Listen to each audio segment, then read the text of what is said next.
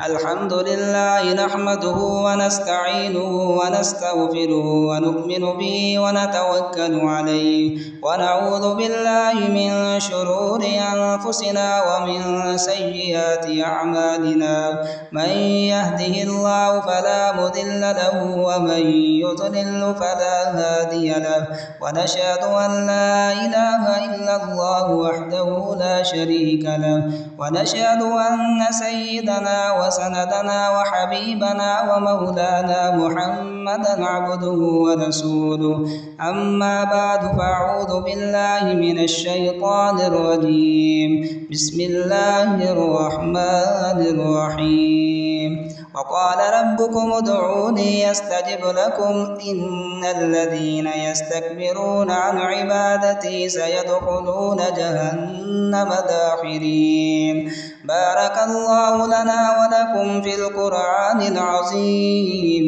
ونفعنا وإياكم بالآيات والذكر الحكيم أستغفر الله لي ولكم ولسائر المسلمين فاستغفروه إنه هو الغفور الرحيم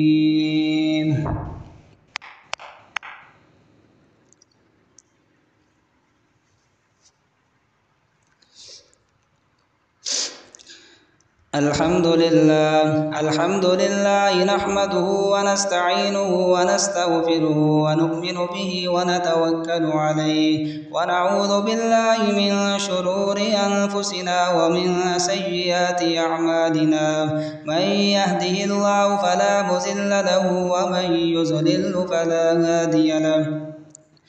ونشهد أن لا إله إلا الله وحده لا شريك له ونشهد أن سيدنا ومولانا محمدا عبده ورسوله أما بعد فأعوذ بالله من الشيطان الرجيم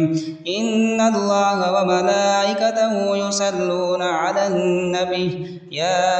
أيها الذين آمنوا صلوا عليه وسلموا تسليما اللهم صل على سيدنا ومولانا محمد عبدك ورسولك وصل على المؤمنين والمؤمنات والمسلمين والمسلمات وبارك على سيدنا ومولانا محمد وأزواجه وذرياته قال النبي صلى الله عليه وسلم أرحم أمتي بأمتي أبو بكر وأشدهم في أمر الله عمر وأصدقهم حياء عثمان وأقضاهم علي وفاطمة سيدة نساء أهل الجنة والحسن والحسين سيدا شباب أهل الجنة وحمزة أسد الله وأسد رسوله رضوان الله تعالى عليهم أجمعين اللهم اغفر للعباس وولده مغفرة